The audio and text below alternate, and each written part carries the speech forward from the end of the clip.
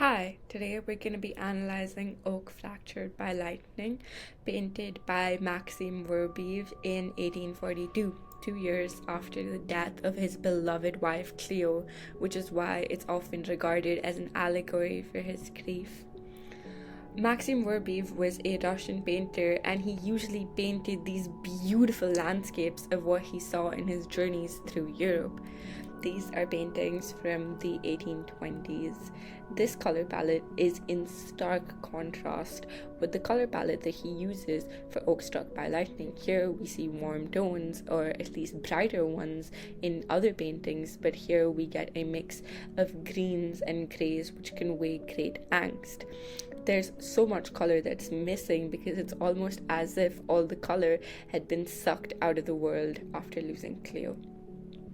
In terms of composition, Verbieve wants us to focus on this tree, which is why he uses the rule of thirds, choosing, instead of placing the tree at the center of the screen, he places it on the side using the rule of 2/3.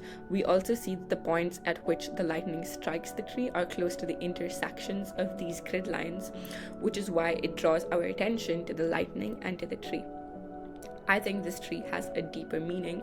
Oak wood has high density and tight grain, which is why it is regarded to be one of the hardest and most durable woods.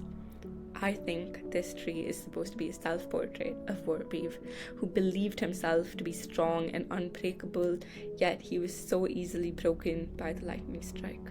Verbieve uses high-key lighting to draw our attention to this lightning strike, and the use of high-key lighting here contrasts with the dark imagery of the rest of this painting. I think that this lightning strike symbolizes Cleo's death.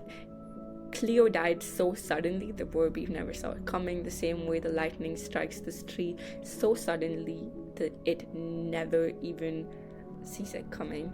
The lightning breaks off a branch from this oak tree because that's what losing someone feels like. It feels like losing a part of yourself.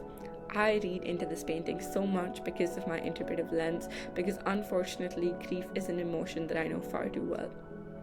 This is my dad. When I was 5 years old, cancer stole him away from me, and grief is a painful thing. Verbieve captures the essence of grief and puts it into this painting so beautifully, not just in the way the oak tree breaks, but also in the mise-en-scene and the background. We see the lightning reflecting on the waves, which is why he uses whites and yellows even here, and we see the waves crashing relentlessly onto the rocks, and in the background we see storm clouds that seem like they are never ending, because that's what grief can feel like sometimes. It can feel like a never-ending storm, and the storm never did end. Verbieve became chronically depressed after Cleo died, and he fell into alcoholism, the disease that eventually took his life. There was no light at the end of the tunnel because Cleo had been the light of his life until she wasn't.